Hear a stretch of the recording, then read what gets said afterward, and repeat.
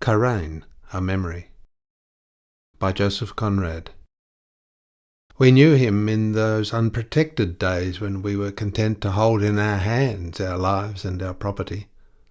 None of us, I believe, has any property now, and I hear that many, negligently, have lost their lives, and I am sure that the few who survive are not yet so dim-eyed as to miss, in the befogged respectability of their newspapers, the intelligence of various native risings in the eastern archipelago. Sunshine gleams between the lines of those short paragraphs, sunshine and the glitter of the sea. A strange name wakes up memories. The printed words scent the smoky atmosphere of today faintly with the subtle and penetrating perfume as of land breezes breathing through the starlight of bygone nights. A signal fire gleams like a jewel on the high brow of a sombre cliff. Great trees, the advanced sentries of immense forest, stand watchful and still over sleeping stretches of open water. A line of white surf thunders on an empty beach. The shallow water foams on the reefs, and green islets scattered through the calm of noonday lie upon the level of a polished sea like a handful of emeralds on a buckler of steel. There are faces too. Faces dark, truculent, and smiling, the frank, audacious faces of men barefooted, well-armed, and noiseless. They thronged the narrow length of our schooner's decks with their ornamented and barbarous crowd, with the variegated colours of checkered sarongs, red turbans, white jackets, embroideries, with the gleam of scabbards, gold rings, charms, amulets, lance blades, and jewelled handles of their weapons. They had an independent bearing, resolute eyes, a restrained manner, and we seem yet to hear their soft voices speaking of battles, travels, and escapes, boasting with composure, joking quietly, sometimes in well-bred murmurs extolling their own valour, our generosity, or celebrating with loyal enthusiasm the virtues of their ruler. We remember the faces, the eyes, the voices. We see again the gleam of silk and metal, the murmuring stir of that crowd, brilliant, festive, and martial. And we seem to feel the touch of friendly brown hands that, after one short grasp, return to rest on a chaste hilt. They were Karain's people, a devoted following. Their movements hung on his lips. They read their thoughts in his eyes. He murmured to them nonchalantly of life and death, and they accepted his words humbly, like gifts of fate. They were all free men, and when speaking to him said, "Your slave." On his passage voices died out as though he had walked guarded by silence. Awed whispers followed him. They called him their war chief. He was the ruler of 3 villages on a narrow plain, the master of an insignificant foothold on the earth, of a conquered foothold that, shaped like a young moon, lay ignored between the hills and the sea. From the deck of our schooner, anchored in the middle of the bay, he indicated by a theatrical sweep of his arm along the jagged outline of the hills the whole of his domain, and the ample movement seemed to drive back its limits, augmenting it suddenly into something so immense and vague that for a moment it appeared to be bounded only by the sky. And really, looking at that place, landlocked from the sea and shut off from the land by the precipitous slopes of mountains, it was difficult to believe in the existence of any neighbourhood. It was still, complete, unknown, and full of a life that went on stealthily without a troubling effect of solitude, of a life that seemed unaccountably empty of anything that would stir the thought, touch the heart, give a hint of the ominous sequence of days. It appeared to us a land without memories, regrets, and hopes, a land where nothing could survive the coming of the night, and where each sunrise, like a dazzling act of special creation, was disconnected from the eve and the morrow. Karain swept his hand over it. "All mine!" He struck the deck with his long staff. The gold head flashed like a falling star. Very close behind him a silent old fellow in a richly embroidered black jacket, alone of all the Malays around, did not follow the masterful gesture with a look. He did not even lift his eyelids. He bowed his head behind his master, and, without stirring, held, hilt up over his right shoulder, a long blade in a silver scabbard. He was there on duty, but without curiosity, and seemed weary, not with age, but with the possession of a burdensome secret of existence. Karain, heavy and proud, had a lofty pose and breathed calmly. It was our first visit, and we looked about curiously. The bay was like a bottomless pit of intense light. The circular sheet of water reflected a luminous sky, and the shores enclosing it made an opaque ring of earth floating in an emptiness of transparent blue. The hills, purple and arid, stood out heavily on the sky. Their summits seemed to fade into a coloured tremble as of ascending vapour. Their steep sides were streaked with the green of narrow ravines. At their foot lay rice fields, plantain patches, yellow sands. A torrent wound about like a dropped thread. Clumps of fruit trees marked the villages. Slim palms put their nodding heads together above the low houses. Dried palm-leaf roofs shone afar like roofs of gold behind the dark colonnades of tree trunks. Figures passed vivid and vanishing. The smoke of fires stood upright above the masses of flowering bushes. Bamboo fences glittered, running away in broken lines between the fields.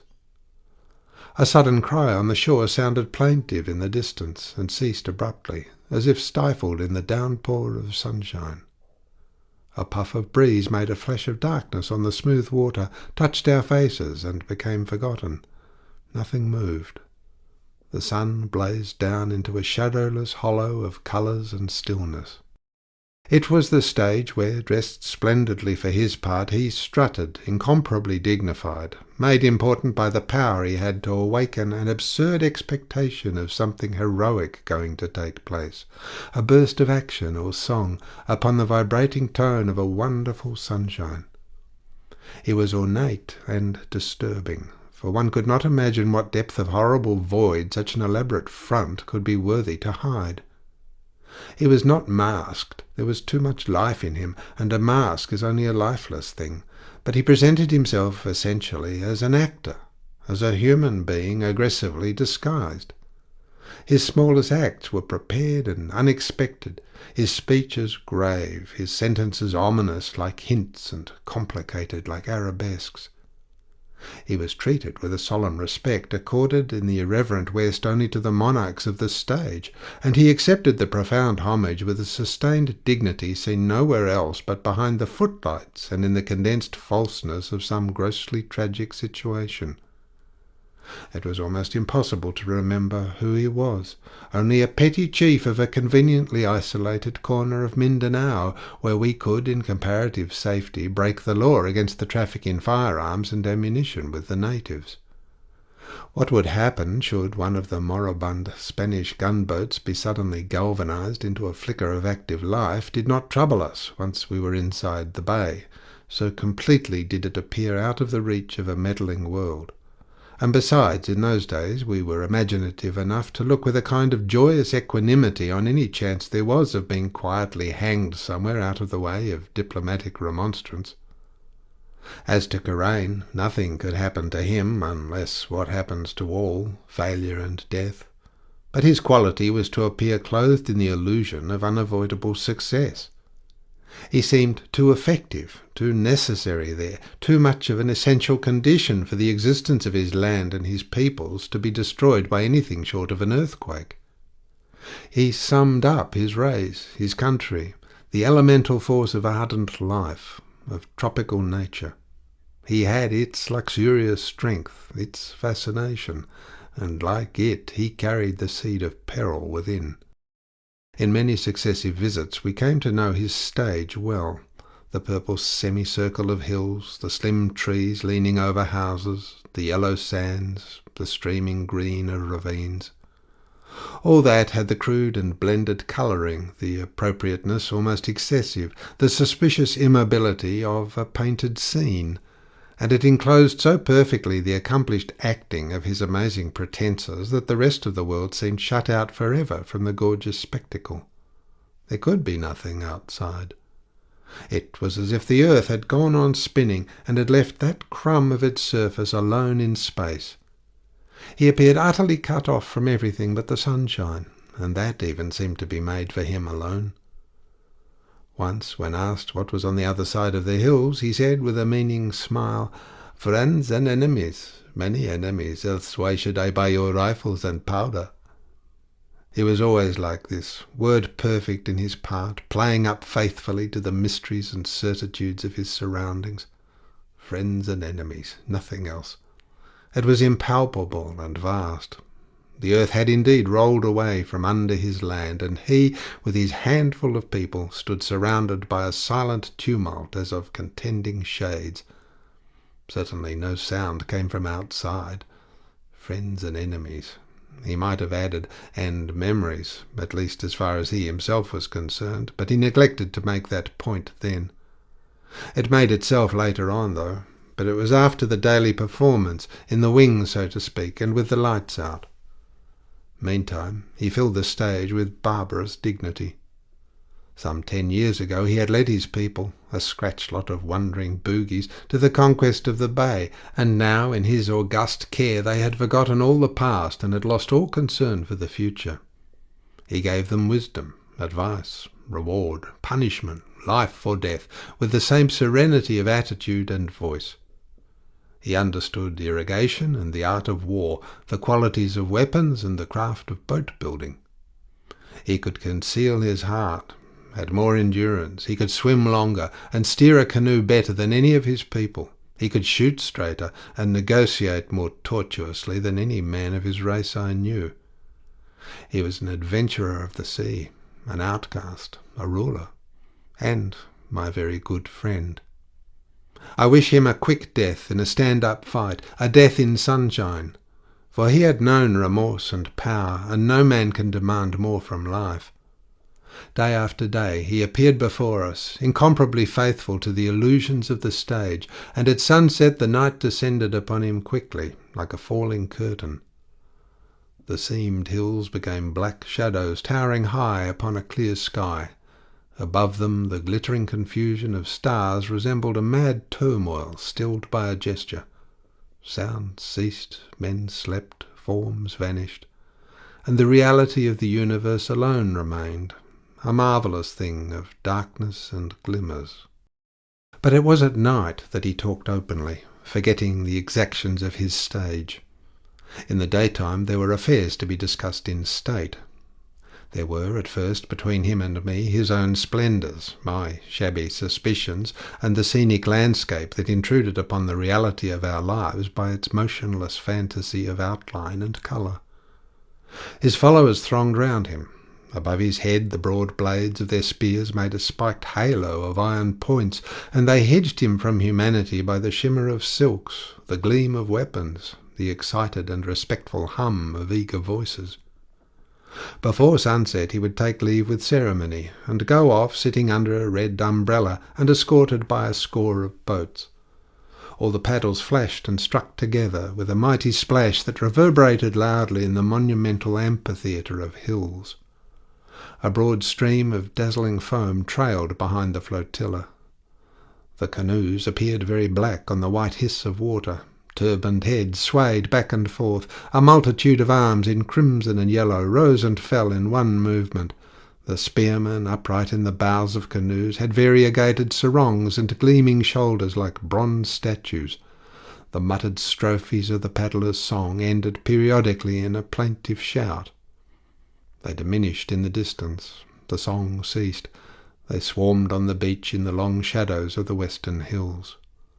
The sunlight lingered on the purple crests, and we could see him leading the way to his stockade, a burly, bare-headed figure walking far in advance of a straggling cortege, and swinging regularly an ebony staff taller than himself.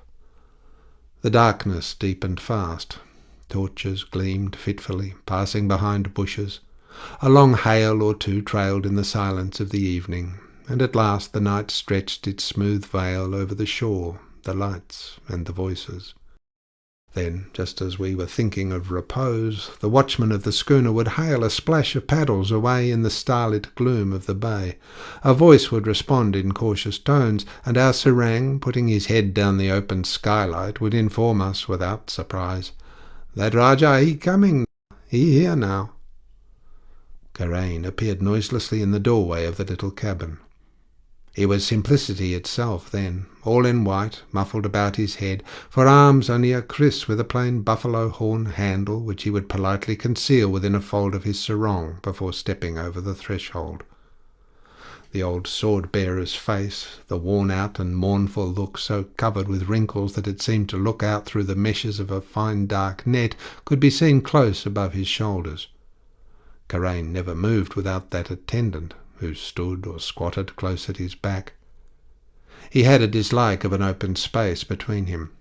It was more than a dislike, it resembled fear, a nervous preoccupation of what went on where he could not see. This, in view of the evident and fierce loyalty that surrounded him, was inexplicable. He was there alone in the midst of devoted men. He was safe from neighbourly ambushes, from fraternal ambitions, and yet more than one of our visitors had assured us that their ruler could not bear to be alone. They said, even when he eats and sleeps, there is always one on the watch near him who has strength and weapons. There was, indeed, always one near him, though our informants had no conception of that watcher's strength and weapons, which were both shadowy and terrible. We knew, but only later on, when we had heard the story. Meantime, we noticed that, even during the most important interviews, Karain would often give a start, and interrupting his discourse, would sweep his arm back with a sudden movement, to feel whether the old fellow was there.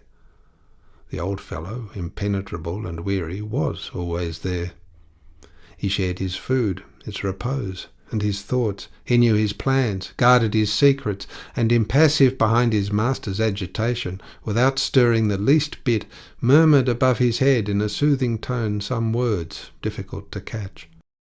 It was only on board the schooner, when surrounded by white faces, by unfamiliar sights and sounds, that Karain seemed to forget the strange obsession that wound like a black thread through the gorgeous pomp of his public life. At night we treated him in a free and easy manner, which just stopped short of slapping him on the back, for there are liberties one must not take with a Malay. He said himself that on such occasions he was only a private gentleman coming to see other gentlemen, whom he supposed as well-born as himself. I fancy that, to the last, he believed us to be emissaries of government, darkly official persons furthering by our illegal traffic some dark scheme of high statecraft. Our denials and protestations were unavailing. He only smiled with discreet politeness and inquired about the Queen. Every visit began with that inquiry. He was insatiable of details. He was fascinated by the holder of a sceptre, the shadow of which, stretching from the westward over the earth and over the seas, passed far beyond his own hand's breadth of conquered land. He multiplied questions. He could never know enough of the monarch, of whom he spoke with wonder and chivalrous respect, with a kind of affectionate awe. Afterwards, when we had learned that he was the son of a woman who had many years ago ruled a small Bugis state, we came to suspect that the memory of his mother, of whom he spoke with enthusiasm, mingled somehow in his mind with the image he tried to form for himself of the far-off queen, whom he called great, invincible, pious, and fortunate.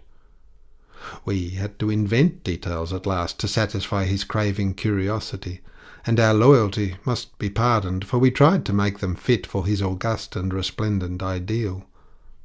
We talked. The night slipped over us, over the still schooner, over the sleeping land, and over the sleepless sea that thundered among the reefs outside the bay. His paddlers, two trustworthy men, slept in the canoe at the foot of our side-ladder.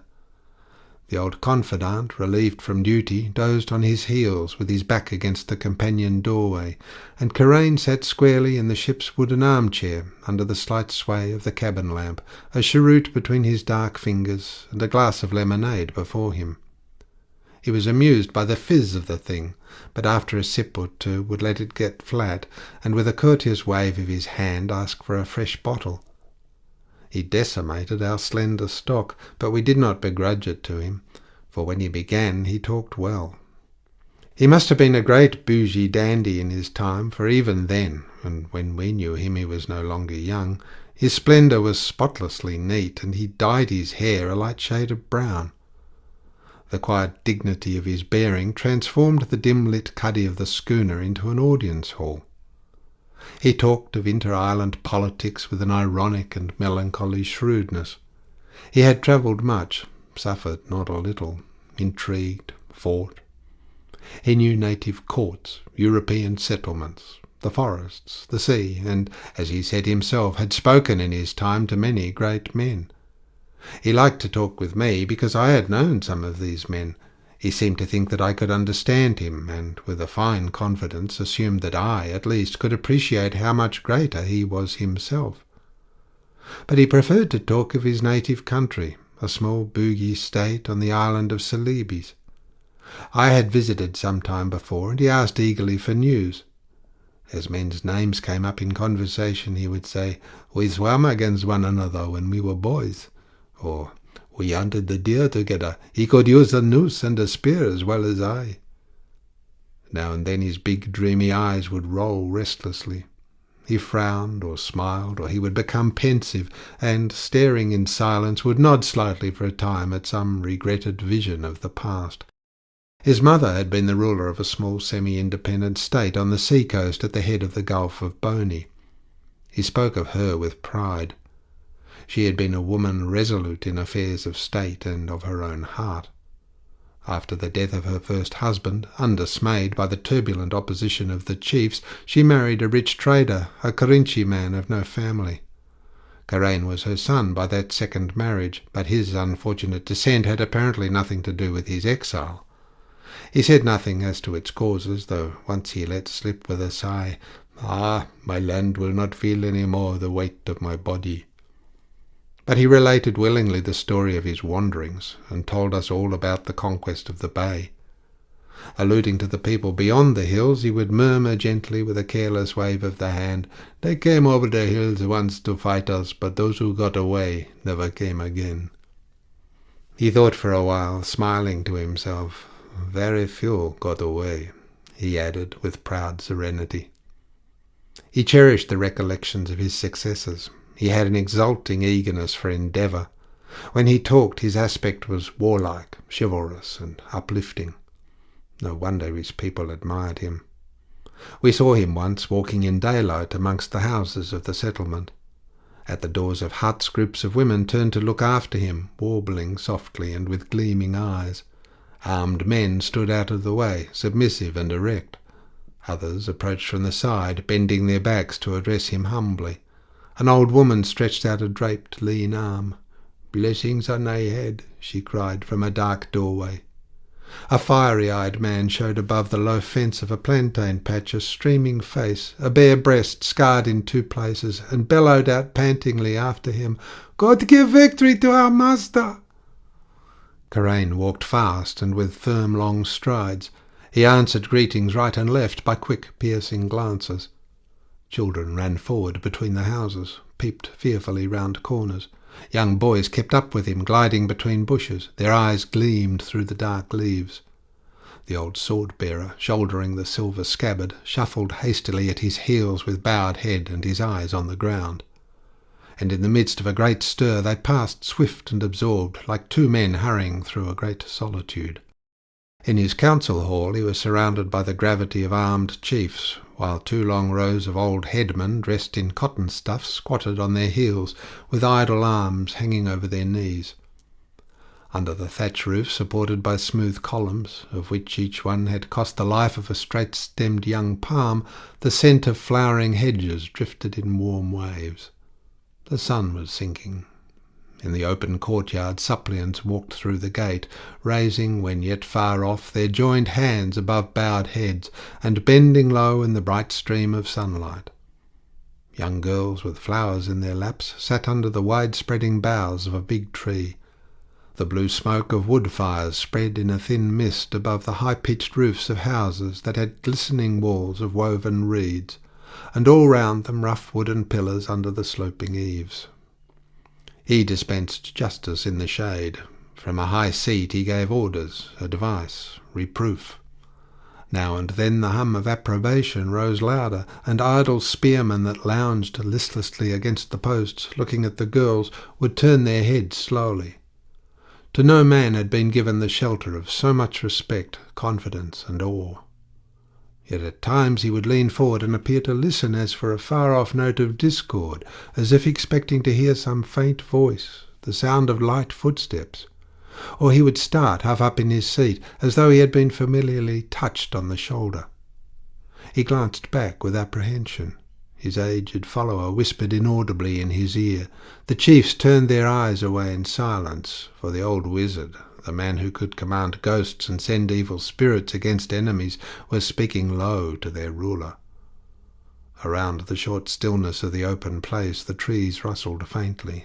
The soft laughter of girls playing with the flowers rose in clear bursts of joyous sound. At the end of upright spear shafts the long tufts of dyed horsehair waved crimson and filmy in the gust of wind, and beyond the blaze of hedges the brook of limpid quick water ran invisible and loud under the drooping grass of the bank, with a great murmur, passionate and gentle. After sunset, far across the fields and over the bay, clusters of torches could be seen burning under the high roofs of the council shed. Smoky red flames swayed on high poles, and the fiery blaze flickered over faces, clung to the smooth trunk of palm trees, kindled bright sparks on the rims of metal dishes standing on fine floor mats. That obscure adventurer feasted like a king. Small groups of men crouched in tight circles round the wooden platters. Brown hands hovered over snowy heaps of rice. Sitting upon a rough couch apart from the others, he leant on his elbow with inclined head, and near him a youth improvised in a high tone a song that celebrated his valour and wisdom. The singer rocked himself to and fro, rolling frenzied eyes. Old women hobbled about with dishes, and men, squatting low, lifted their heads to listen gravely without ceasing to eat. The song of triumph vibrated in the night, and the stanzas rolled out mournful and fiery like the thoughts of a hermit. He silenced it with a sign. "Enough!" An owl hooted far away, exulting in the delight of deep gloom in dense foliage. Overhead lizards ran in the attap thatch, calling softly. The dry leaves of the roof rustled. The rumour of mingled voices grew louder suddenly. After a circular and startled glance, as of a man waking abruptly to the sense of danger, he would throw himself back, and under the downward gaze of the old sorcerer take up, wide-eyed, the slender thread of his dream. They watched his moods. The swelling rumour of animated talk subsided like a wave on a sloping beach. The chief is pensive. And above the spreading whisper of lowered voices only a little rattle of weapons would be heard, a single louder word distinct and alone, or the grave ring of a big brass tray. For 2 years, at short intervals, we visited him. We came to like him, to trust him, almost to admire him. He was plotting and preparing a war with patience, with foresight, with a fidelity to his purpose, and with a steadfastness of which I would have thought him racially incapable. He seemed fearless of the future, and in his plans displayed a sagacity that was only limited by his profound ignorance of the rest of the world. We tried to enlighten him, but our attempts to make clear the irresistible nature of the forces which he desired to arrest failed to discourage his eagerness to strike a blow for his own primitive ideas. He did not understand us, and replied by arguments that almost drove one to desperation by their childish shrewdness. He was absurd and unanswerable. Sometimes we caught glimpses of a sombre, glowing fury within him, a brooding and vague sense of wrong, and a concentrated lust of violence which is dangerous in a native.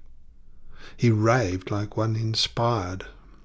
On one occasion, after we had been talking to him late in his campong, he jumped up.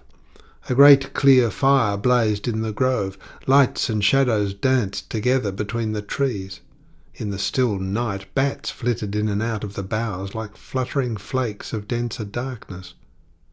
He snatched the sword from the old man, whizzed it out of the scabbard, and thrust the point into the earth. Upon the thin, upright blade, the silver hilt, released, swayed before him like something alive. He stepped back a pace, and in a deadened tone spoke fiercely to the vibrating steel. "If there is virtue in the fire, in the iron, in the hand that forged thee, in the words spoken over thee, in the desire of my heart, and in the wisdom of thy makers, then we shall be victorious together." He drew it out, looked along the edge. "Take it," he said over his shoulder to the old sword-bearer. The other, unmoved on his hams, wiped the point with a corner of his sarong, and returning the weapon to its scabbard, sat nursing it on his knees without a single look upwards. Karain, suddenly very calm, reseated himself with dignity. We gave up remonstrating after this, and let him go his way to an honourable disaster. All we could do for him was to see to it that the powder was good for the money, and the rifle serviceable, if old. But the game was becoming at last too dangerous, and if we, who had faced it pretty often, thought little of the danger, it was decided for us by some very respectable people sitting safely in counting-houses that the risks were too great, and that only one more trip could be made. After giving in the usual way many misleading hints as to our destination, we slipped away quietly, and after a very quick passage entered the bay. It was early morning, and even before the anchor went to the bottom the schooner was surrounded by boats. The first thing we heard was that Karain's mysterious sword-bearer had died a few days ago. We did not attach much importance to the news. It was certainly difficult to imagine Karain without his inseparable follower, but the fellow was old. He had never spoken to one of us. We hardly ever had heard the sound of his voice, and we had come to look upon him as something inanimate, as a part of our friend's trappings of state, like that sword he had carried, or the fringed red umbrella displayed during an official progress. Karain did not visit us in the afternoon as usual. A message of greeting and a present of fruit and vegetables came off for us before sunset. Our friend paid us like a banker, but treated us like a prince. We sat up for him till midnight. Under the stern awning, bearded Jackson jingled an old guitar and sang with an execrable accent Spanish love songs, while young Hollis and I, sprawling on the deck, had a game of chess by the light of a cargo lantern. Karain did not appear. Next day we were busy unloading, and heard that the Rajah was unwell. The expected invitation to visit him ashore did not come. We sent friendly messages, but, fearing to intrude upon some secret council, remained on board. Early on the third day we had landed all the powder and rifles, and also a 6-pounder brass gun with its carriage, which we had subscribed together for a present for our friend. The afternoon was sultry. Ragged edges of black clouds peeped over the hills, and invisible thunderstorms circled outside, growling like wild beasts. We got the schooner ready for sea, intending to leave next morning at daylight. All day a merciless sun blazed down into the bay, fierce and pale as if at white heat. Nothing moved on the land. The beach was empty. The villages seemed deserted. The trees far off stood in unstirring clumps as if painted. The white smoke of some invisible bushfire spread itself low over the shores of the bay like a settling fog. Late in the day 3 of Karain's chief men, dressed in their best and armed to the teeth, came off in a canoe, bringing a case of dollars. They were gloomy and languid, and told us they had not seen their Rajah for 5 days. No one had seen him. We settled all accounts, and after shaking hands in turn and in profound silence, they descended one another into their boat and were paddled to the shore, sitting close together, clad in vivid colours, with hanging heads. The gold embroideries of their jackets flashed dazzlingly as they went away, gliding on the smooth water, and not one of them looked back once. Before sunset the growling clouds carried with a rush the ridge of hills and came tumbling down the inner slopes. Everything disappeared. Black whirling vapours filled the bay, and in the midst of them the schooner swung here and there in the shifting gusts of wind.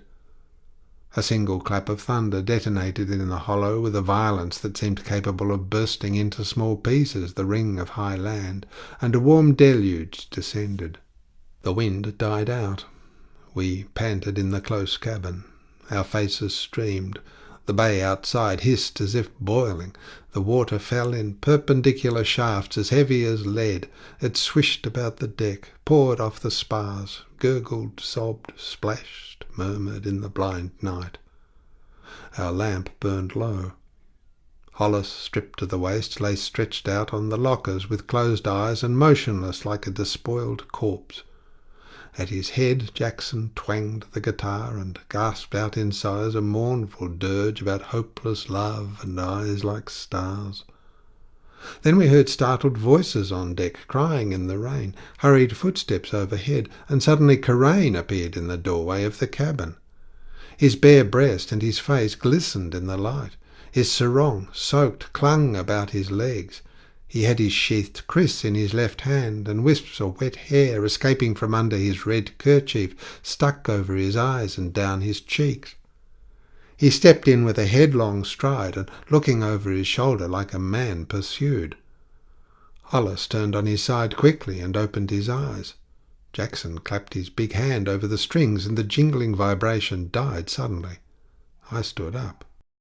"We did not hear your boat's hail," I exclaimed. "Boat? The man swum off," drawled out Hollis from the locker. "Look at him." He breathed heavily, wild-eyed, while we looked at him in silence. Water dripped from him, made a dark pool, and ran crookedly across the cabin floor. We could hear Jackson, who had gone out to drive away our Malay seamen, from the doorway of the companion.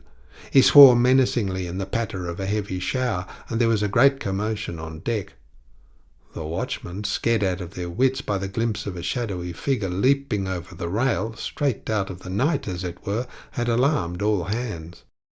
Then Jackson, with glittering drops of water on his hair and beard, came back looking angry, and Hollis, who, being the youngest of us, assumed an indolent superiority, said without stirring, "Give him a dry sarong. Give him mine. It's hanging up in the bathroom." Karain laid the kriss on the table, hilt inwards, and murmured a few words in a strangled voice. "What's that?" asked Hollis, who had not heard. "He apologizes for coming in with a weapon in his hand," I said dazedly. "Ceremonious beggar! Tell him we forgive a friend on such a night," drawled out Hollis. "What's wrong?" Karain slipped the dry sarong over his head, dropped the wet one at his feet, and stepped out of it. I pointed to the wooden armchair, his armchair. He sat down very straight, said "Ah," in a strong voice. A short shiver shook his broad frame. He looked over his shoulder uneasily, turned as if to speak to us, but only stared in a curious blind manner, and again looked back. Jackson bellowed out, "Watch well on deck there!" heard a faint answer from above, and, reaching out with his foot, slammed to the cabin door. "All right now," he said. Karain's lips moved slightly. A vivid flash of lightning made the two round stern ports facing him glimmer like a pair of cruel and phosphorescent eyes. The flame of the lamp seemed to wither into brown dust for an instant, and the looking-glass over the little sideboard leapt out behind his back in a smooth sheet of livid light. The roll of thunder came near, crashed over us. The schooner trembled, and the great voice went on, threatening terribly into the distance. For less than a minute a furious shower rattled on the decks. Karain looked slowly from face to face, and then the silence became so profound that we all could hear distinctly the two chronometers in my cabin ticking along with unflagging speed against one another. And we three, strangely moved, could not take our eyes from him. He had become enigmatical and touching, in virtue of that mysterious cause that had driven him through the night and through the thunderstorm to the shelter of the schooner's cuddy. Not one of us doubted that we were looking at a fugitive, incredible as it appeared to us. He was haggard as though he had not slept for weeks. He had become lean as though he had not eaten for days. His cheeks were hollow, his eyes sunk, the muscles of his chest and arms twitched slightly as if after an exhausting contest. Of course it had been a long swim off to the schooner, but his face showed another kind of fatigue, the tormented weariness, the anger and the fear of a struggle against a thought, an idea, against something that cannot be grappled, that never rests, a shadow, a nothing, unconquerable and immortal, that preys upon life.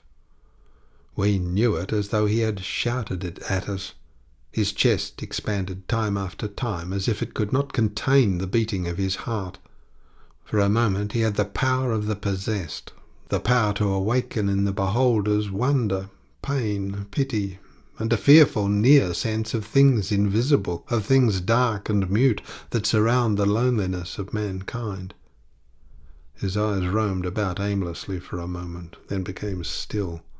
He said with effort, "I came here.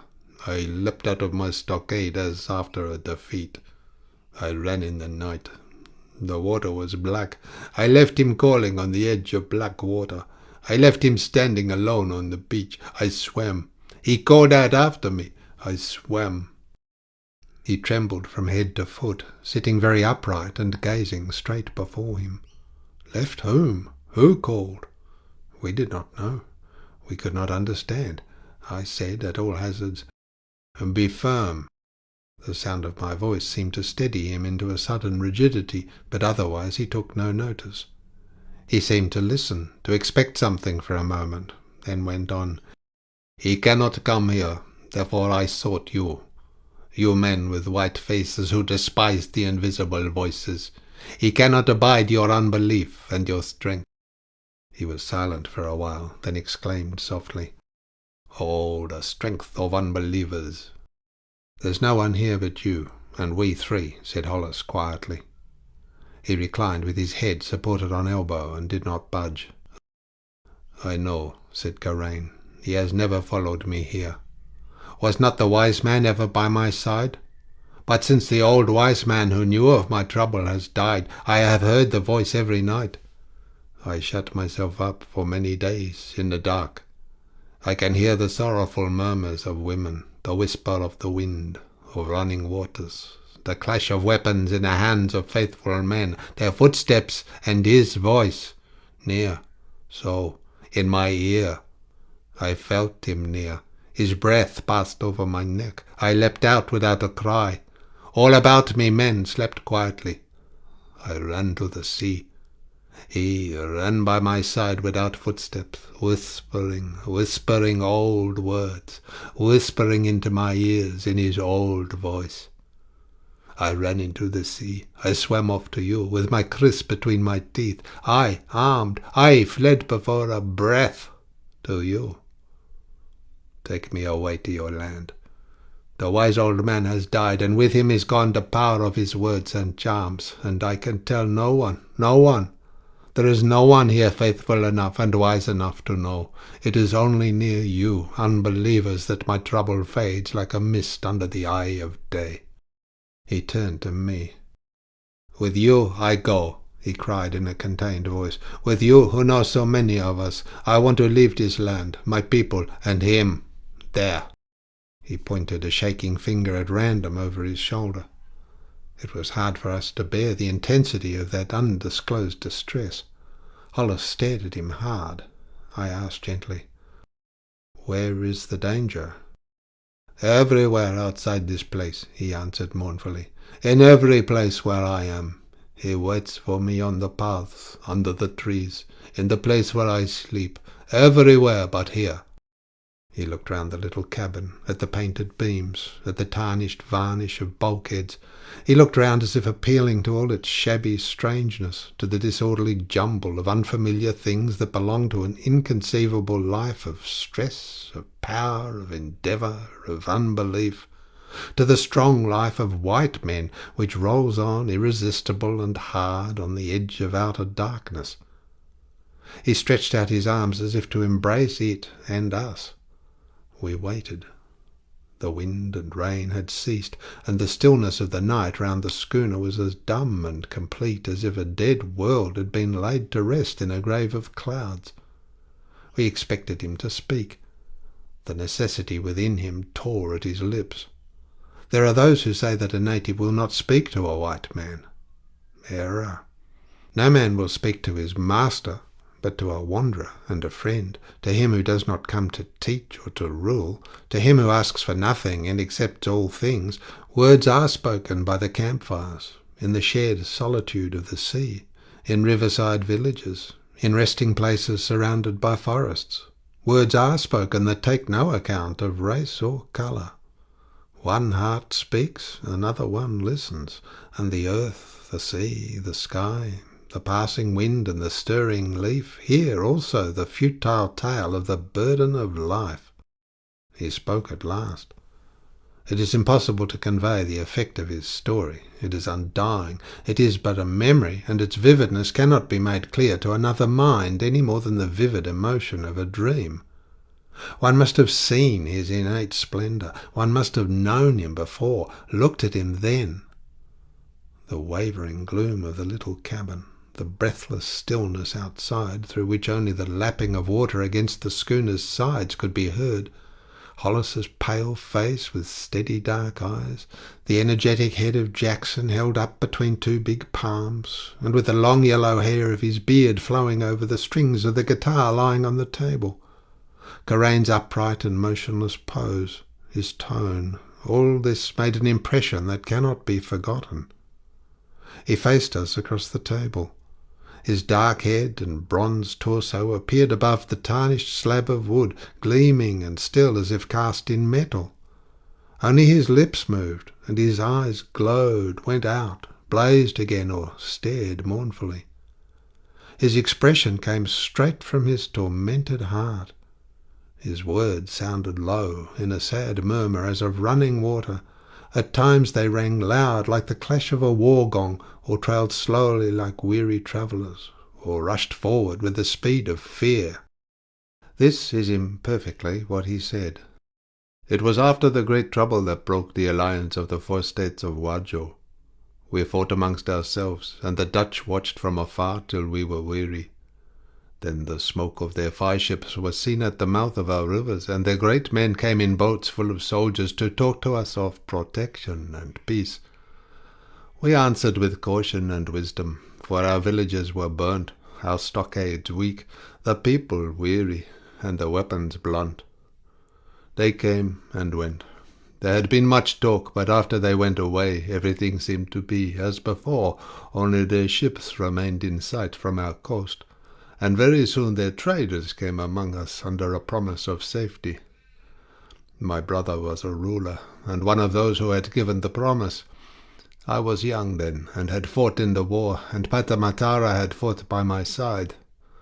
We had shared hunger, danger, fatigue, and victory. His eyes saw my danger quickly, and twice my arm had preserved his life. It was his destiny. He was my friend. And he was great amongst us, one of those who were near my brothers, the ruler. He spoke in council. His courage was great. He was the chief of many villages round the great lake that is in the middle of our country, as the heart is in the middle of a man's body. When his sword was carried into a kampong in advance of his coming, the maidens whispered wonderingly under the fruit trees. The rich men consulted together in the shade, and a feast was made ready with rejoicing and songs. He had the favour of the ruler and the affection of the poor. He loved war, deer hunts, and the charms of women. He was the possessor of jewels, of lucky weapons, and of men's devotion. He was a fierce man, and I had no other friend. I was the chief of a stockade at the mouth of the river, and collected tolls for my brother from the passing boats. One day I saw a Dutch trader go up the river. He went up with 3 boats, and no toll was demanded from him, because the smoke of Dutch warships stood out from the open sea, and we were too weak to forget treaties. He went up under the promise of safety, and my brother gave him protection. He said he came to trade. He listened to our voices, for we are men who speak openly and without fear. He counted the number of our spears. He examined the trees, the running waters, the grasses of the bank, the slopes of our hills. He went up to Matara's country and obtained permission to build a house. He traded and planted. He despised our joys, our thoughts, and our sorrows. His face was red, his hair like flame, and his eyes pale like a river mist. He moved heavily and spoke with a deep voice. He laughed aloud like a fool, and knew no courtesy in his speech. He was a big, scornful man, who looked into women's faces and put his hand on the shoulders of free men as though he had been a noble-born chief. We bore with him. Time passed. Then Patamatara's sister fled from the kampong and went to live in the Dutchman's house. She was a great and wilful lady. I had seen her once carried high on slaves' shoulders amongst the people, with uncovered face, and I had heard all men say that her beauty was extreme, silencing the reason and ravishing the heart of the beholders. The people were dismayed. Matara's face was blackened with that disgrace, for she knew she had been promised to another man. Matara went to the Dutchman's house and said, "Give her up to die. She is the daughter of chiefs." The white man refused and shut himself up, while his servants kept guard night and day with loaded guns. Matara raged. My brother called a council, but the Dutch ships were near and watched our coast greedily. My brother said, "If he dies now, our land will pay for his blood. Leave him alone till we grow stronger and the ships are gone." Matara was wise. He waited and watched. But the white man feared for her life and went away. He left his house, his plantations, and his goods. He departed, armed and menacing, and left all for her. She had ravished his heart. From my stockade I saw him put out to sea in a big boat. Matara and I watched him from the fighting platform behind the pointed stakes. He sat cross-legged with his gun in his hands on the roof at the stern of his prow. The barrel of his rifle glinted aslant before the big red face. The broad river was stretched under him, level, smooth, shining like a plain of silver, and his prow, looking very short and black from the shore, glided along the silver plain and over into the blue of the sea. Thrice Matara, standing by my side, called aloud her name with grief and imprecations. He stirred my heart. It leapt 3 times, and 3 times with the eyes of my mind I saw in the gloom within the enclosed space of the prow a woman with streaming hair going away from her land and her people. I was angry and sorry. Why? And then I also cried out insults and threats. Matara said, "Now they have left our land, their lives are mine. I shall follow and strike, and alone pay the price of blood." A great wind was sweeping towards the setting sun over the empty river. I cried, "By your side I will go." He lowered his head in sign of assent. It was his destiny.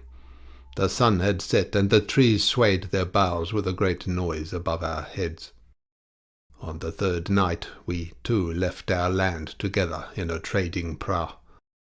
The sea met us, the sea wide, pathless, and without voice. A sailing prow leaves no track. We went south. The moon was full, and looking up, we said to one another, "When the next moon shines as this one, we shall return, and they will be dead." It was 15 years ago. Many moons have grown full and withered, and I have not seen my land since. We sailed south. We overtook many prows. We examined the creeks and the bays. We saw the end of our coast, of our island, a steep cape over a disturbed strait where drift the shadows of shipwrecked prows and drowned men clamour in the night. The wide sea was all around us now. We saw a great mountain burning in the midst of water.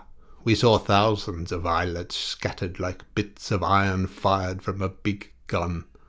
We saw a long coast of mountain and lowland stretching away in sunshine from west to east. It was Java. We said, "They are there. Their time is near, and we shall return or die cleansed from dishonour." We landed. Is there anything good in that country? The paths run straight and hard and dusty. Stone kampongs full of white faces are surrounded by fertile fields, but every man you meet is a slave. The rulers live under the edge of a foreign sword. We ascended mountains. We traversed valleys. At sunset we entered villages. We asked everyone, "Have you seen such a white man?" Some stared, others laughed. Women gave us food, sometimes with fear and respect, as though we had been distracted by the visitation of God. But some did not understand our language, and some cursed us, or yawning, asked with contempt the reason of our quest. Once as we were going away, an old man called after us, "Desist." We went on. Concealing our weapons, we stood humbly aside before the horsemen on the road. We bowed low in the courtyards of chiefs who were no better than slaves. We lost ourselves in the fields, in the jungle, and one night in a tangled forest we came upon a place where crumbling old walls had fallen amongst the trees, and where strange stone idols, carved images of devils with many arms and legs, with snakes twined round their bodies, with 20 heads and holding 100 swords, seemed to live and threaten in the light of our campfire. Nothing dismayed us. And on the road, by every fire, in resting places, we always talked of her and of him. Their time was near. We spoke of nothing else. No, not of hunger, thirst, weariness, and faltering hearts.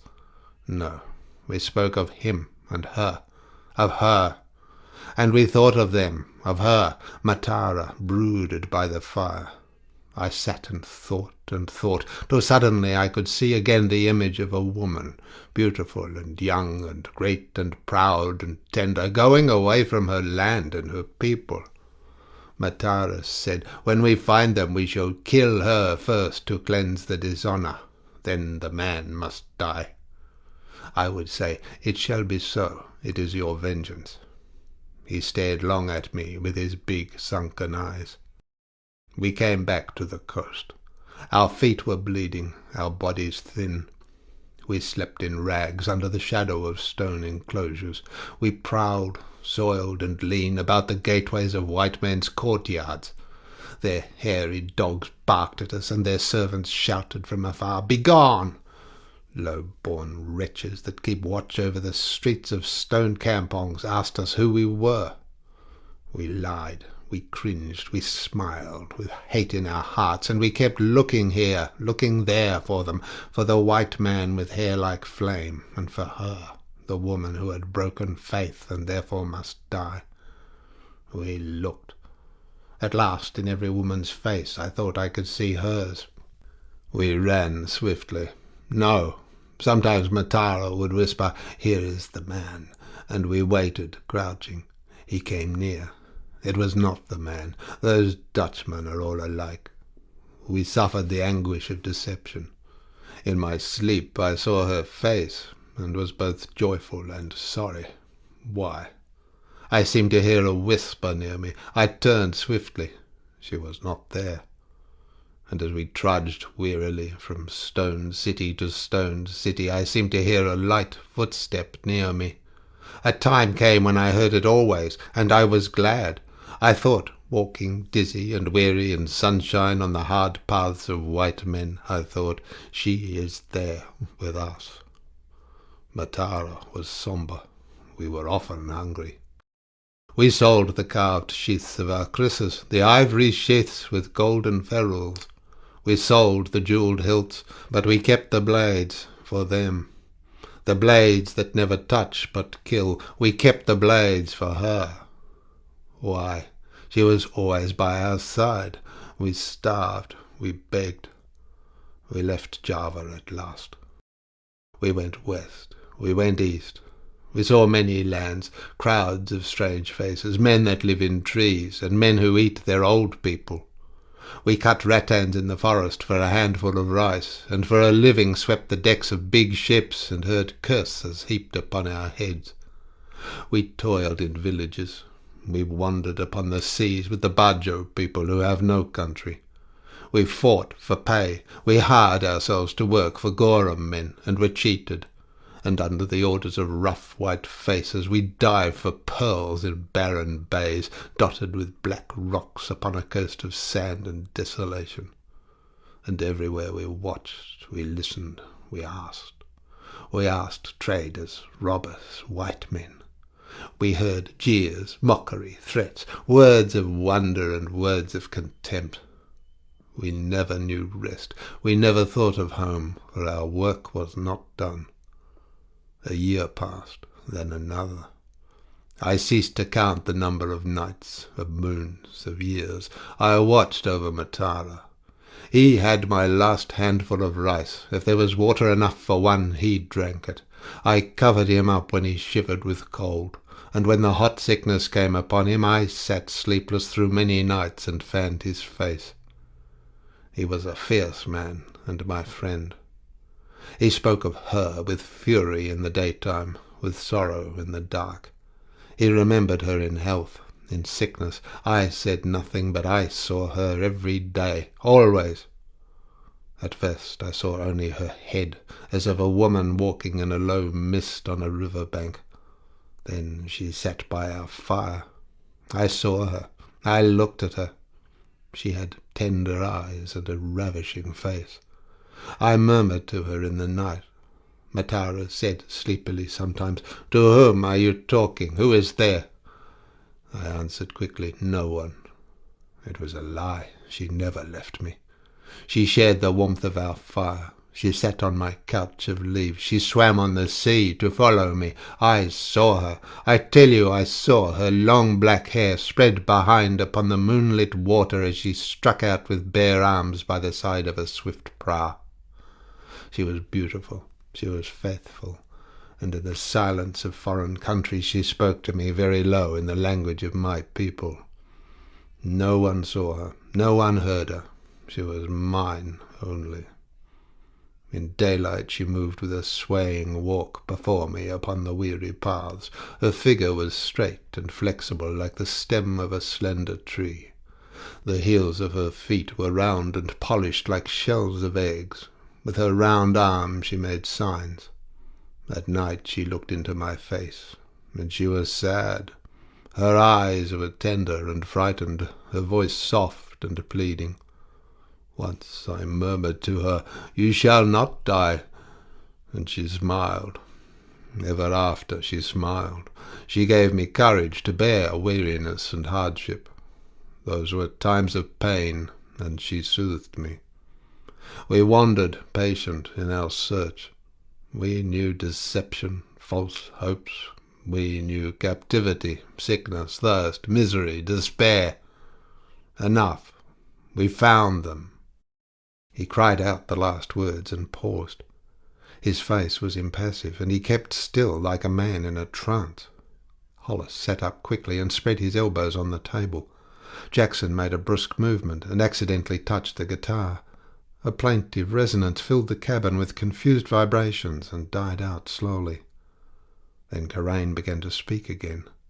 The restrained fierceness of his tone seemed to rise like a voice from outside, like a thing unspoken but heard. It filled the cavern and enveloped in its intense and deadened murmur the motionless figure in the chair. "We were on our way to Aceh, where there was war, but the vessel ran on a sandbank and we had to land in Delhi. We had earned a little money and had bought a gun from some Selangor traders. Only one gun, which was fired by the spark of a stone. Matara carried it. We landed. Many white men lived there, planting tobacco on conquered plains, and Matara— but no matter. He saw him, the Dutchman, at last. We crept and watched. 2 nights and a day we watched. We had a house, a big house, in a clearing in the midst of his fields. Flowers and bushes grew around. There were narrow paths of yellow earth between the cut grass, and thick hedges to keep people out. The 3rd night we came armed, and lay behind a hedge. A heavy dew seemed to soak through our flesh, and made our very entrails cold. The grass, the twigs, the leaves, covered with drops of water, were grey in the moonlight. Matara, curled up in the grass, shivered in his sleep. My teeth rattled in my head so loud I was afraid the noise would wake up all the land. Afar the watchmen of white men's houses struck wooden clappers and hooted in the darkness. And as every night I saw her by my side, she smiled no more. The fire of anguish burned in my breast, and she whispered to me with compassion, with pity, softly, as women will. She soothed the pain of my mind. She bent her face over me, the face of a woman who ravishes the hearts and silences the reason of men. She was all mine, and no one could see her, no one of living mankind. Stars shone through her bosom, through her floating hair. I was overcome with regret, with tenderness, with sorrow. Matara slept. Had I slept? Matara was shaking me by the shoulder, and the fire of the sun was drying the grass, the bushes, the leaves. It was day. Shreds of white mist hung between the branches of trees. Was it night or day? I saw nothing again till I heard Matara breathe quickly where he lay, and then outside the house I saw her. I saw them both. They had come out. She sat on a bench under the wall, and twigs laden with flowers crept high above her head, hung over her hair. She had a box on her lap, and gazed into it, counting the increase of her pearls. The Dutchman stood by, looking on. He smiled down at her. His white teeth flashed. The hair on his lips was like two twisted flames. He was big and fat and joyous and without fear. Matara tipped fresh priming from the hollow of his palm, scraped the flint with his thumbnail, and gave the gun to me. To me. I took it. Oh, fate! He whispered into my ear, lying on his stomach, "I shall creep close, and then amok. Let her die by my hand. You take aim at the fat swine there. Let him see me strike my shame off the face of the earth, and then you are my friend. Kill with a sure shot." I said nothing. There was no air in my chest. There was no air in the world. Matara had gone suddenly from my side. The grass nodded, then a bush rustled. She lifted her head. I saw her, the consoler of sleepless nights, of weary days, the companion of troubled years. I saw her. She looked straight at the place where I crouched. She was there as I had seen her for years, a faithful wanderer by my side. She looked with sad eyes and had smiling lips. She looked at me. Smiling lips. Had I not promised that she should not die? She was far off, and I felt her near. Her touch caressed me, and her voice murmured, whispered above me, around me, "Who shall be thy companion? Who shall console thee if I die?" I saw a flowering thicket to the left of her stir a little. Matara was ready. I cried aloud, "Return!" She leapt up. The box fell. The pearls streamed at her feet. The big Dutchman by her side rolled menacing eyes through the still sunshine. The gun went up to my shoulder. I was kneeling, and I was firm, firmer than the trees, the rocks, the mountains, but in front of the steady long barrel the fields, the house, the earth, the sky swayed to and fro like shadows in a forest on a windy day. Matara burst out of the thicket. Before him the petals of torn flowers whirled high as if driven by a tempest. I heard her cry. I saw her spring with open arms in front of the white man. She was a woman of my country and of noble blood. They are so. I heard her shriek of anguish and fear, and all stood still. The fields, the house, the earth, the sky stood still, while Matara leapt at her with uplifted arm. I pulled the trigger, saw a spark, heard nothing. The smoke drove back into my face, and then I could see Matara roll over head first and lie with stretched arm at her feet. Ah, a sure shot!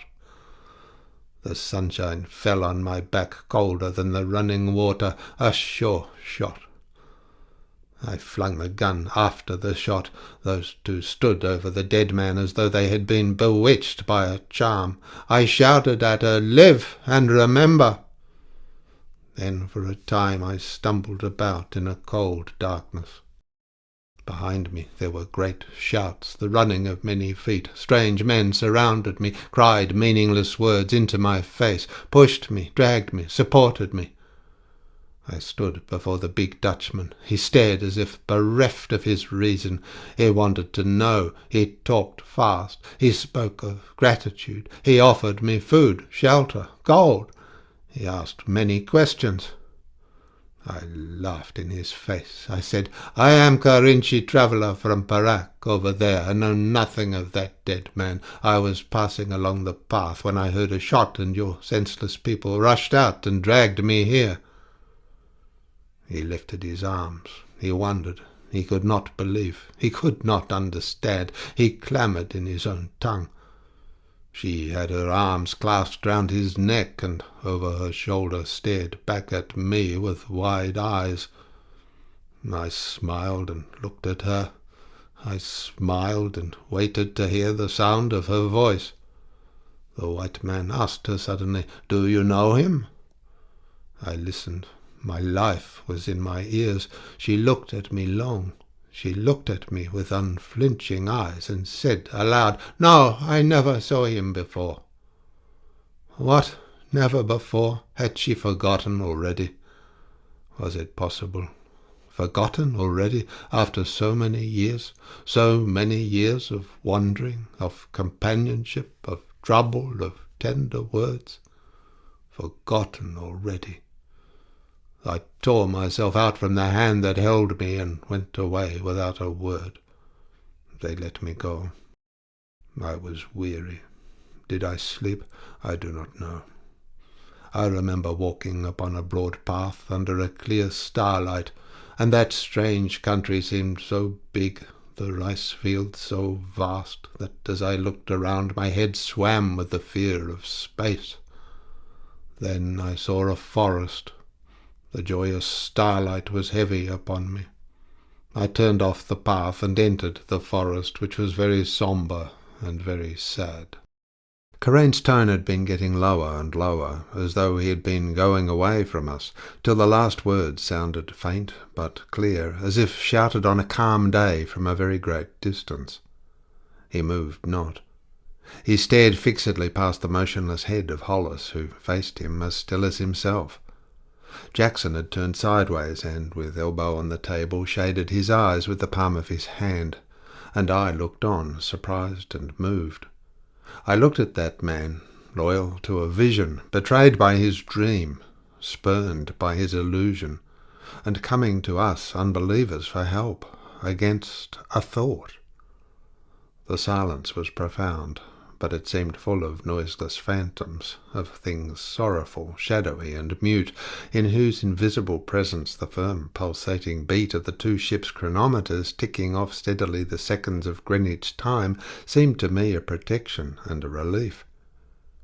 Karain stared stonily, and looking at his rigid figure, I thought of his wanderings, of that obscure odyssey of revenge, of all the men that wander amongst illusions, faithful, faithless, of the illusions that give joy, that give sorrow, that give pain, that give peace, of the invincible illusions that can make life and death appear serene, inspiring, tormented, or ignoble. A murmur was heard. That voice from outside seemed to flow out of a dreaming world into the lamplight of the cabin. Karain was speaking. "I lived in the forest. She came no more. Never, never once. I lived alone. She had forgotten. It was well. I did not want her. I wanted no one. I found an abandoned house in an old clearing. Nobody came near.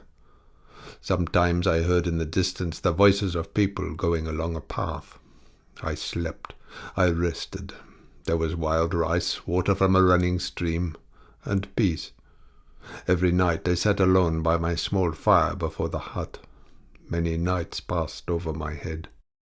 Then one evening, as I sat by my fire after having eaten, I looked down on the ground and began to remember my wanderings. I lifted my head.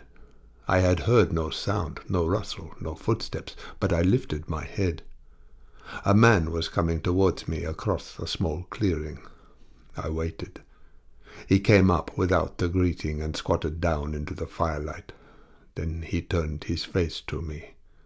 It was Matara. He stared at me fiercely with his big sunken eyes. The night was cold. The heat died suddenly out of the fire, and he stared at me. I rose and went away from there, leaving him by the fire that had no heat. I walked all that night, all next day, and in the evening made up a big blaze, and sat down to wait for him. He had not come into the light. I heard him in the bushes here and there, whispering, whispering. I understood at last. I had heard the words before.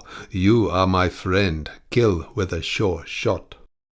I bore it as long as I could, then leapt away, as on this very night I leapt from my stockade and swam to you. I ran crying like a child left alone and far from the houses.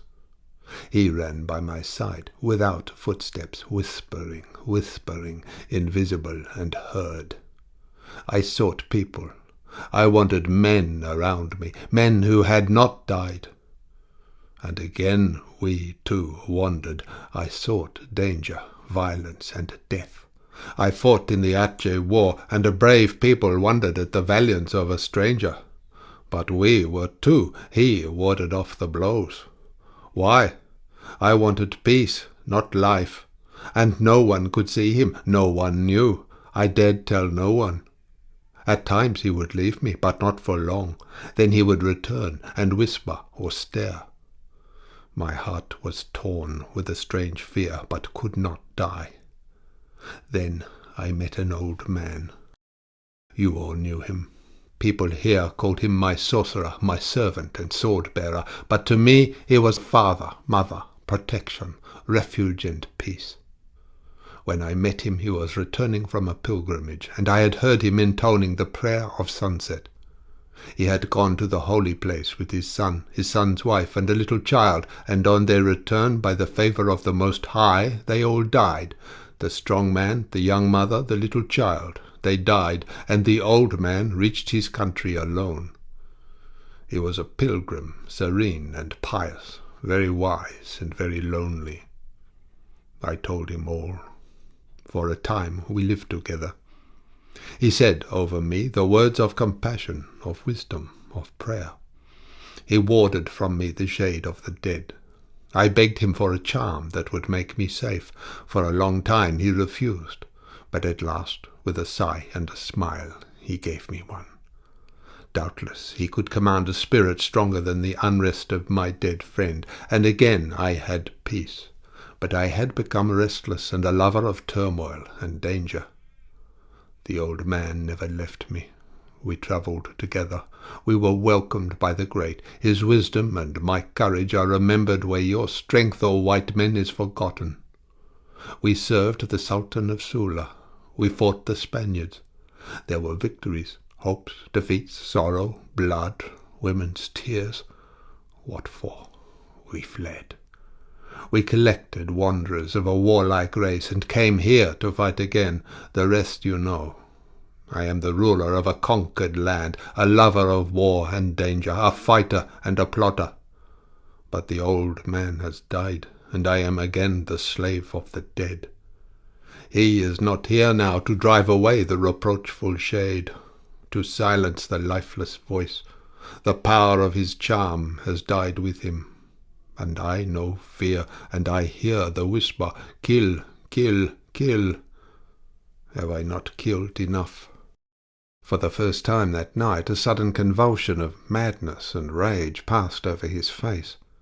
His whispering glances darted here and there like scared birds in a thunderstorm. He jumped up, shouting, "By the spirits that drink blood, by the spirits that cry in the night, by all the spirits of fury, misfortune, and death, I swear some day I will strike into every heart I meet.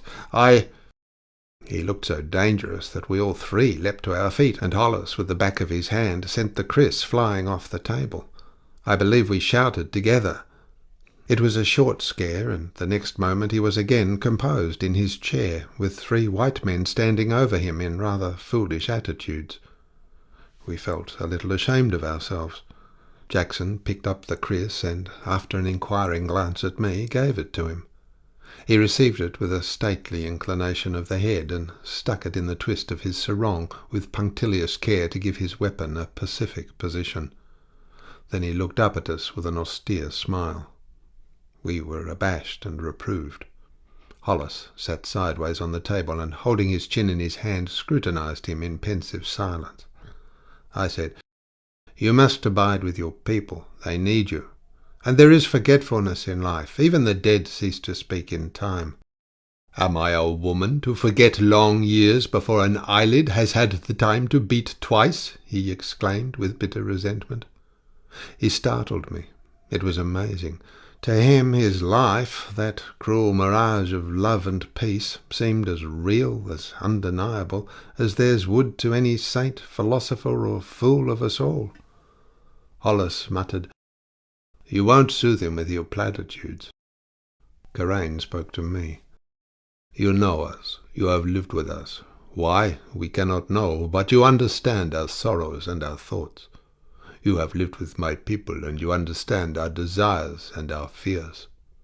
With you I will go, to your land, to your people who live in unbelief, to whom day is day and night is night, nothing more, because you understand all things seen and despise all else. To your land of unbelief, where the dead do not speak, where every man is wise and alone and at peace." "Capital description," murmured Hollis with the flicker of a smile. Karain hung his head. "I can toil and fight and be faithful," he whispered in a weary tone, "but I cannot go back to him who waits for me on the shore. No. Take me with you, or else give me some of your strength, of your unbelief, a charm." He seemed utterly exhausted. "Yes, take him home," said Hollis very low, as if debating with himself. "That would be one way. The ghosts there are in society and talk affably to ladies and gentlemen, but would scorn a naked human being like our princely friend. Naked, flayed, I should say.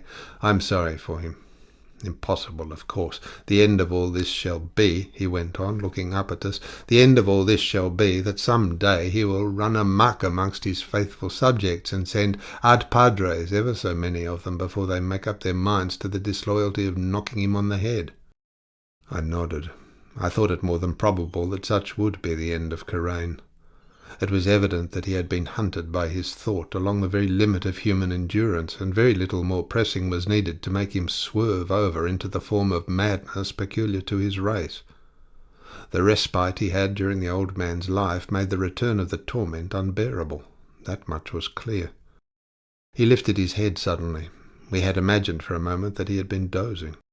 "Give me your protection, or your strength," he cried. "A charm, a weapon." Again his chin fell on his breast. We looked at him, then looked at one another with suspicious awe in our eyes, like men who come unexpectedly upon the scene of some mysterious disaster. He had given himself up to us. He had thrust into our hands his errors and his torment, his life and his peace, and we did not know what to do with that problem from the outer darkness. We three white men, looking at the Malay, could not find one word to the purpose amongst us, if indeed there existed a word that could solve that problem. We pondered, and our hearts sank. We felt as though we three had been called to the very gate of infernal regions to judge, to decide the fate of a wanderer coming suddenly from a world of sunshine and illusions. "By Jove, he seems to have a great idea of our power," whispered Hollis hopelessly. And then again there was a silence, the feeble plash of water, the steady tick of chronometers. Jackson, with bare arms crossed, leant his shoulders against the bulkhead of the cabin. He was bending his head under the deck beam. His fair beard spread out magnificently over his chest. He looked colossal, ineffectual, and mild. There was something lugubrious in the aspect of the cabin. The air in it seemed to become slowly charged with the cruel chill of helplessness, with the pitiless anger of egoism against the incomprehensible form of an intruding pain. We had no idea what to do. We began to resent bitterly the hard necessity to get rid of him. Hollis mused, muttered suddenly with a short laugh, "Strength, protection, charm." He slipped off the table and left the cuddy without a look at us. It seemed a base desertion. Jackson and I exchanged indignant glances. We could hear him rummaging in his pigeonhole of a cabin. Was the fellow actually going to bed? Karain sighed. It was intolerable. Then Hollis reappeared, holding in both hands a small leather box. He put it down gently on the table and looked at us with a queer gasp, we thought, as though he had, from some cause, become speechless for a moment, or were ethically uncertain about producing that box. But in an instant the insolent and unerring wisdom of his youth gave him the needed courage. He said, as he unlocked the box with a very small key, "Look as solemn as you can, you fellows." Probably we looked only surprised and stupid, for he glanced over his shoulder and said angrily, "This is no play. I'm going to do something for him. Look serious, confound it. Can't you lie a little, for a friend?" Karain seemed to take no notice of us, but when Hollis threw open the lid of the box, his eyes flew to it, and so did ours. The quilted crimson satin of the inside put a violent patch of colour into the sombre atmosphere. It was something positive to look at. It was fascinating. Hollis looked smiling into the box. He had lately made a dash home through the canal. He had been away 6 months and only joined us again just in time for this last trip. We had never seen the box before. His hands hovered above it, and he talked to us ironically, but his face became as grave as though he were pronouncing a powerful incantation over the thing inside. "Every one of us," he said, with pauses that somehow were more offensive than his words, "every one of us, you'll admit, has been haunted by some woman. And as to friends, dropped by the way, well, ask yourselves." He paused. Karain stared. A deep rumble was heard high up under the deck. Jackson spoke seriously. "Don't be so beastly cynical." "Ah, you are without guile," said Hollis sadly. "You will learn. Meantime, this Malay has been our friend." He repeated several times thoughtfully, "Friend, Malay, friend, Malay," as though weighing the words against one another. Then went on more briskly, "A good fellow, a gentleman in his way. We can't, so to speak, turn our backs on his confidence and belief in us. Those Malays are easily impressed, all nerves, you know, therefore—" He turned to me sharply. "You know him best," he said in a practical tone. "Do you think he is fanatical? I mean, very strict in his faith?" I stammered in profound amazement that I do not think so. "It's on account of its being a likeness, an engraved image," muttered Hollis enigmatically, turning to the box. He plunged his fingers into it. Karain's lips were parted and his eyes shone. We looked into the box. There were there a couple of reels of cotton, a packet of needles, a bit of silk ribbon, dark blue, a cabinet photograph at which Hollis stole a glance before laying it on the table face downwards. A girl's portrait, I could see. There were, amongst a lot of various small objects, a bunch of flowers, a narrow white glove with many buttons, a slim packet of letters carefully tied up. Amulets of white men, charms and talismans. Charms that keep them straight, that drive them crooked, that have the power to make a young man sigh, an old man smile. Potent things that procure dreams of joy, thoughts of regret, that soften hard hearts and can temper a soft one to the hardness of steel. Gifts of heaven, things of earth. Hollis rummaged in the box. And it seemed to me during the moment of waiting that the cabin of the schooner was becoming filled with a stir, invisible and living as of subtle breaths. All the ghosts driven out of the unbelieving West by men who pretend to be wise and alone and at peace, all the homeless ghosts of an unbelieving world, appeared suddenly round the figure of Hollis bending over the box. All the exiled and charming shades of loved women, all the beautiful and tender ghosts of ideals remembered, forgotten, cherished, execrated, all the cast-out and reproachful ghosts of friends admired, trusted, traduced, betrayed, left dead by the way.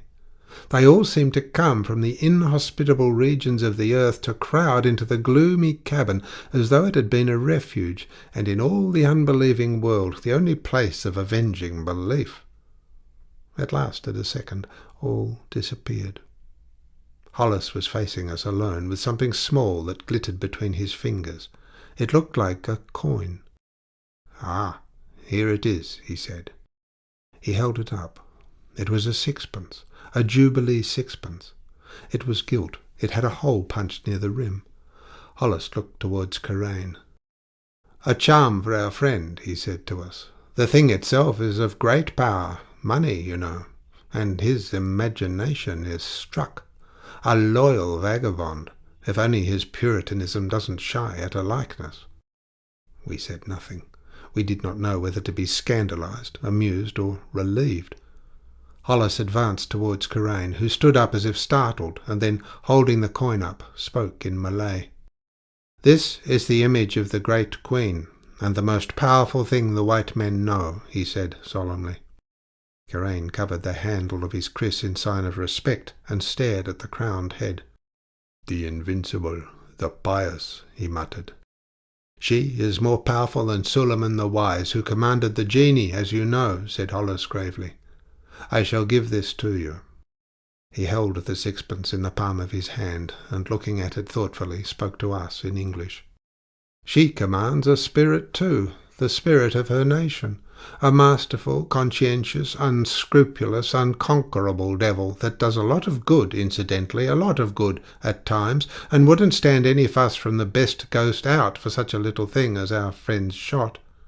Don't look thunderstruck, you fellows. Help me to make him believe. Everything's in that." "His people will be shocked," I murmured. Hollis looked fixedly at Karain, who was the incarnation of the very essence of still excitement. He stood rigid, with head thrown back, his eyes rolled wildly, flashing, the dilated nostrils quivered. "Hang it all," said Hollis at last. "He is a good fellow. I'll give him something that I shall really miss." He took the ribbon out of the box, smiled at it scornfully, then with a pair of scissors cut out a piece from the palm of the glove. "I shall make him a thing like those Italian peasants wear, you know." He sewed the coin in the delicate leather, sewed the leather to the ribbon, tied the ends together. He worked with haste. Karain watched his fingers all the time. "Now then," he said, then stepped up to Karain. They looked close into one another's eyes. Those of Karain stared in a lost glance, but Hollis's seemed to grow darker and looked out, masterful and compelling. They were in violent contrast together, one motionless and the colour of bronze, the other dazzling white and lifting his arms where the powerful muscles rolled slightly under a skin that gleamed like satin. Jackson moved near with the air of a man closing up to a chum in a tight place. I said impressively, pointing to Hollis, "He is young, but he is wise. Believe him." Karain bent his head. Hollis threw lightly over it the dark blue ribbon and stepped back. "Forget and be at peace," I cried. Karain seemed to wake up from a dream. He said, "Ha!" shook himself as if throwing off a burden. He looked round with assurance. Someone on deck dragged off the skylight cover, and a flood of light fell into the cabin. It was morning already. "Time to go on deck," said Jackson. Hollis put on a coat, and we went up, Karain leading.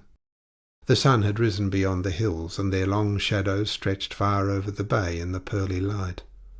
The air was clear, stainless, and cool. I pointed at the curved line of yellow sands. "He is not there," I said emphatically to Karain. "He waits no more. He has departed forever." A shaft of bright hot rays darted into the bay between the summits of two hills, and the water all round broke out as if by magic into a dazzling sparkle. "No, he is not there waiting," said Karain after a long look over the beach. "I do not hear him," he went on slowly. "No." He turned to us. "He has departed again, forever," he cried. We assented vigorously, repeatedly, and without compunction. The great thing was to impress him powerfully, to suggest absolute safety, the end of all trouble. We did our best, and I hope we affirmed our faith in the power of Hollis's charm effectively enough to put the matter beyond the shadow of a doubt.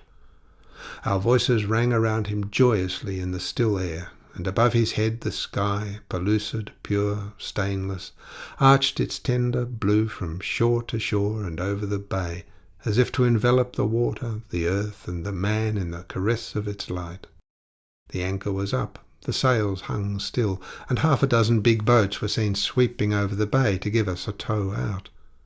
The paddlers in the first one that came alongside lifted their heads and saw their ruler standing amongst us. A low murmur of surprise arose, then a shout of greeting. He left us, and seemed straightway to step into the glorious splendour of his stage, to wrap himself in the illusion of unavoidable success. For a moment he stood erect, one foot over the gangway, one hand on the hilt of his kriss, in a martial pose, and relieved from the fear of outer darkness, he held his head high, he swept a serene look over his conquered foothold on the earth. The boats far off took up the cry of greeting. A great clamour rolled on the water. The hills echoed it, and seemed to toss back at him the words invoking long life and victories. He descended into a canoe, and as soon as he was clear of the side, we gave him 3 cheers. They sounded faint and orderly after the wild tumult of his loyal subjects, but it was the best we could do. He stood up in the boat, lifted up both his arms, then pointed to the infallible charm. We cheered again, and the Malays in the boat stared, very much puzzled and impressed. I wondered what they thought, what he thought, what the reader thinks. We towed out slowly. We saw him land and watch us from the beach. A figure approached him humbly but openly, not at all like a ghost with a grievance. We could see other men running towards him. Perhaps he had been missed. At any rate, there was a great stir. A group formed itself rapidly near him, and he walked along the sands, followed by a growing cortege, and kept nearly abreast of the schooner. With our glasses we could see the blue ribbon on his neck and a patch of white on his brown chest. The bay was waking up. The smokes of morning fires stood in faint spirals higher than the heads of palms. People moved between the houses. A herd of buffaloes galloped clumsily across a green slope. The slender figures of boys brandishing sticks appeared black and leaping in the long grass. A coloured line of women with water bamboos on their heads moved swaying through a thin grove of fruit trees. Karain stopped in the midst of his men and waved his hands. Then, detaching himself from the splendid group, walked alone to the water's edge and waved his hand again.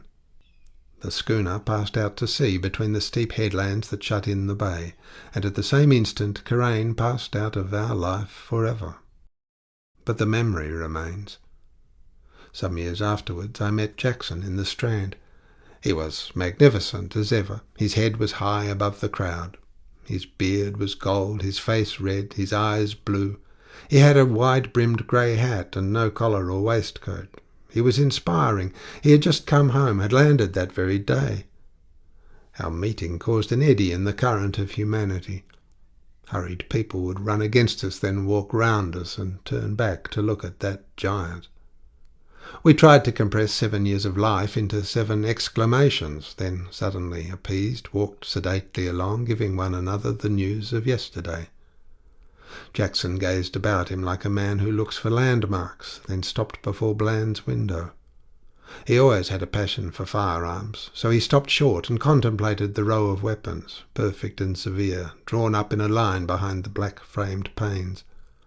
I stood by his side. Suddenly he said, "Do you remember Karain?" I nodded. "The sight of all this made me think of him," he went on, with his face near the glass. And I could see another man, powerful and bearded, peering at him intently from amongst the dark and polished tubes that can cure so many illusions. "Yes, it made me think of him," he continued slowly. "I saw a paper this morning. They're fighting over there again. He's sure to be in it. He will make it hot for the caballeros. Well, good luck to him, poor devil. He was perfectly stunning." We walked on. "I wonder whether the charm worked. You remember Hollis's charm, of course, if it did. Never was a sixpence wasted to better advantage. Poor devil. I wonder whether he got rid of that friend of his. Hope so. Do you know, I sometimes think that—" I stood still and looked at him. "Yes, I mean whether the thing was so, whether it really happened to him. What do you think?" "My dear chap," I cried, "you have been too long away from home. What a question to ask! Only look at all this." A watery gleam of sunshine flashed from the west and went out between two long lines of walls, and then the broken confusion of roofs, the chimney stacks, the gold letters sprawling over the fronts of houses, the sombre polish of windows, stood resigned and sullen under the falling gloom. The whole length of the street, deep as a well and narrow like a corridor, was full of a sombre and ceaseless stir. Our ears were filled by a headlong shuffle and beat of rapid footsteps, and by an underlying rumour, a rumour vast, faint, pulsating, as of panting breaths, of beating hearts, of gasping voices. Innumerable eyes stared straight in front, feet moved hurriedly, blank faces flowed, arms swung. Over all, a narrow, ragged strip of smoky sky wound about between the high roofs, extended and motionless, like a soiled streamer flying above the rout of a mob. "Yes," said Jackson meditatively. The big wheels of hansoms turned slowly along the edge of sidewalks. A pale-faced youth strolled, overcome by weariness, by the side of his stick and with the tails of his overcoat flapping gently near his heels. Horses stepped gingerly on the greasy pavement, tossing their heads. Two young girls passed by, talking vivaciously and with shining eyes. A fine old fellow strutted, red-faced, stroking a white moustache, and a line of yellow boards with blue letters on them approached us slowly, tossing on high behind one another like some queer wreckage adrift upon a river of hats. "Yes," repeated Jackson. His clear blue eyes looked about, contemptuous, amused and hard, like the eyes of a boy. A clumsy string of red, yellow and green omnibuses rolled, swaying, monstrous and gaudy. Two shabby children ran across the road. A knot of dirty men with red neckerchiefs round their bare throats lurched along, discussing filthily.